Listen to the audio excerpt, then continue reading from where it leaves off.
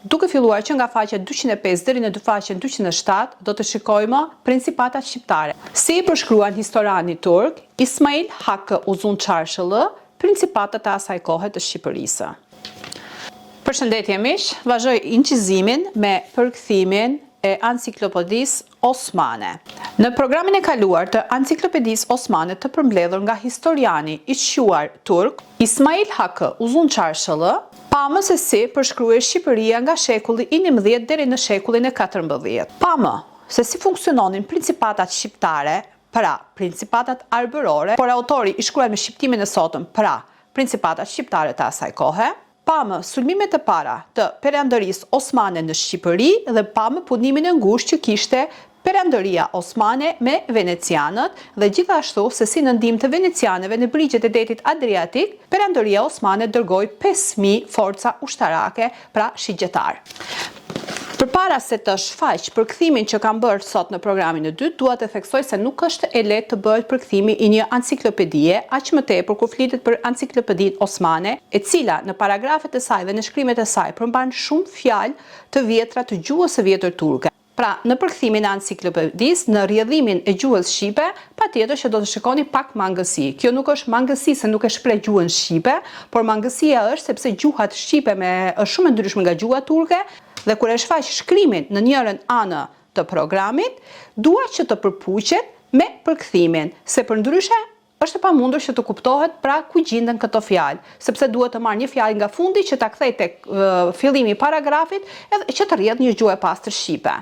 Këtu për mua ka rëndësi përkthimi i dokumenteve, përkthimi i enciklopedisë, se çfarë shkruan Enciklopedia Osmane për Shqipërinë, për trojet shqiptare, për trevat shqiptare dhe për gjendjen e Shqipërisë në kohën e pushtimit osman. Duke filluar që nga faqja 205 deri në faqen 207, do të shikojmë principatat shqiptare. Si i përshkruan historiani turk Ismail Hakkı Uzun Çarşılı principatat e asaj kohe të Shqipërisë.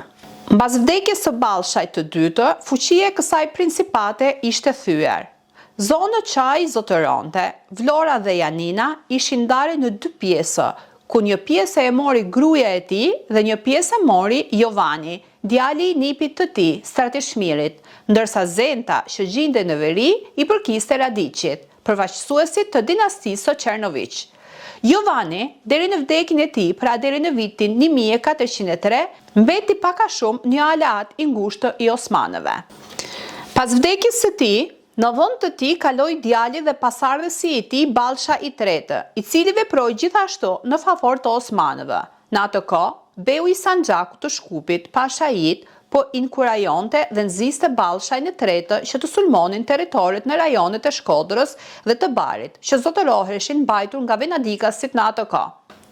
Pra, siç e pamëm më lart, autori më parë kishte shkruar që fuqitë osmane kishin dërguar në ndihmë të venedikasëve në brigjet e detit Adriatik 5000 forca ushtarake shigjetarësh, pra ishin alat të ngushtë. Ndërsa këtu shikojmë se si qeveria osmane i nxit principatat shqiptare që të sulmojnë venedikasit, pra në zonat ku ato kishin zotëruar në brigjet shqiptare. Dhe vetë rinë më një anë.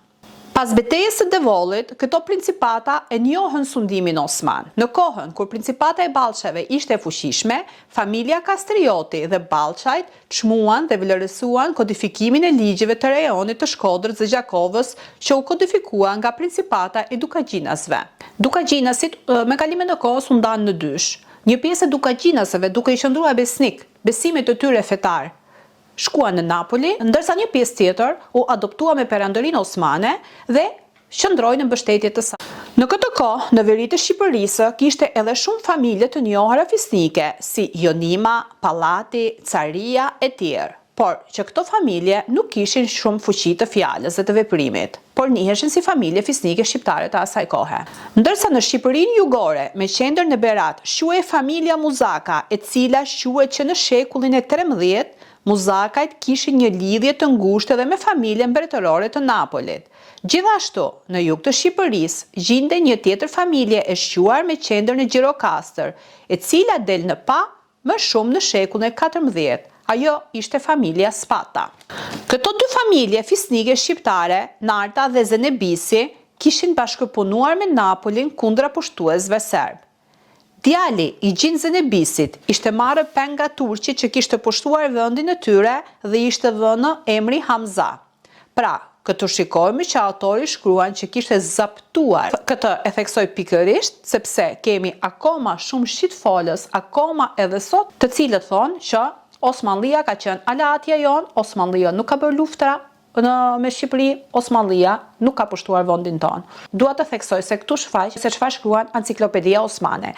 Pra, është një përmbledhje e historisë e përgatitur nga historian turk, duke u bazuar nga shumë shkrime dhe vëllime të asaj kohe dhe shkrime të asaj kohe, unë thjesht mundohen ta përkthej identik ashtu siç është, duke shfaqur shkrimin që përmban vetë Enciklopedia. Pra, Vlora dhe Kanina, që ishin pjesë e despotit të Epirit, u pushtuan nga bizantinët në vitin 1314 dhe kjo zgjati deri në vitin 1320. Më vonë Vlora dhe Kanina u morën nga Gjon Asen Komeni, vëllai i mbretit bullgar Aleksandër, dhe në vitin 1372 Principata e Ballshave e rimori Vlorën dhe Kaninën nga despoti bullgar. Pra gjithashtu këtu shikojmë në këtë përmbledhje se si principatat shqiptare nuk e kanë pranuar sundimin turk, nuk e kanë përkrahur që në fillim pjesa më e madhe e tyre, por e kanë luftuar gjithmonë dhe kanë bërë kryengritje të mëdha vazhdimisht. Pra në vitin 1417 Vlora u pushtua nga osmanët. Mbas 3 vjetësh edhe Kanina ra në dorë të pushtuesve osman dhe zonja që zotëronte Kaninën,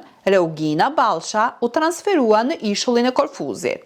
Në këto vite, duke përjashtuar disa pjesë bregdetare si Morea, Greqia dhe Thesalia, ishin në sundimin Bezans. Thesalia që në lashtësi kishte një shtrirje të gjerë në brigjet e detit Egje. Dhe që në kohë të lashta, Thesalia njihet si atdheu i fisëve aeoliane.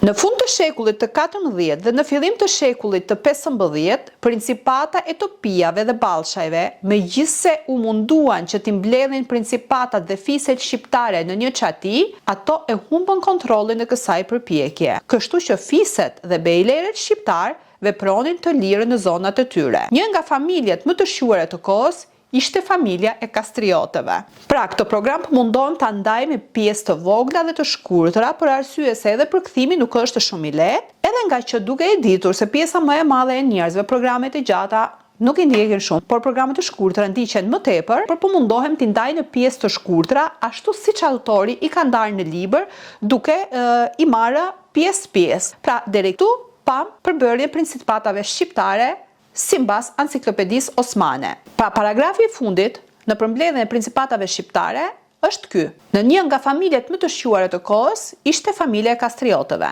Por programi mbi familjen e Kastriotëve, se si e përshkruan autori familjen e Kastriotëve, do të jetë në programin e ardhshëm që do të vijoj. Pra, ky është një program i shkurtër mbi principatat shqiptare. Do të mundohem që t'i ndaj të gjitha programet ashtu siç i ka ndarë autori pjesë, duke i trajtuar në tema të veçanta, edhe unë do të mundohem të përkthej në mënyrë sa më të kuptueshme, megjithëse kjo është shumë e vështirë dhe do t'i shfaq një nga një për ju. Ju lutem rini në ndjekje dhe ndani programet, sepse nuk është një hamendje, nuk është një konkluzion i imi, nuk është një përshkrim i imi apo i dikujt tjetër, por është përkthimi i Enciklopedisë Osmane, që është një nga enciklopeditë më të rëndësishme që na vlen edhe për historinë e kombit ton, për ato çka mund të marrim. Faleminderit dhe miru pafsh në programin tjetër. Programi tjetër, pra, do t'jetë mbi familjen e Gjergj Kastriotit, ku do t'jetë nga faqja 207 dhe do të vijoj deri në fund të faqes 208, ku fillon Skënderbeu, pra flitet për Gjergj Kastriotin Skënderbeun, dhe kjo do të zgjas deri në faqen 210. Pra, në programin e ardhshëm do të jetë familja e Kastriotëve dhe Gjergj Kastrioti Skënderbeu. Si e përshkruan autori, çfarë shkruan autori në vëllimin e parë të Enciklopedisë Osmane mbi këtë familje. Mirupafshim.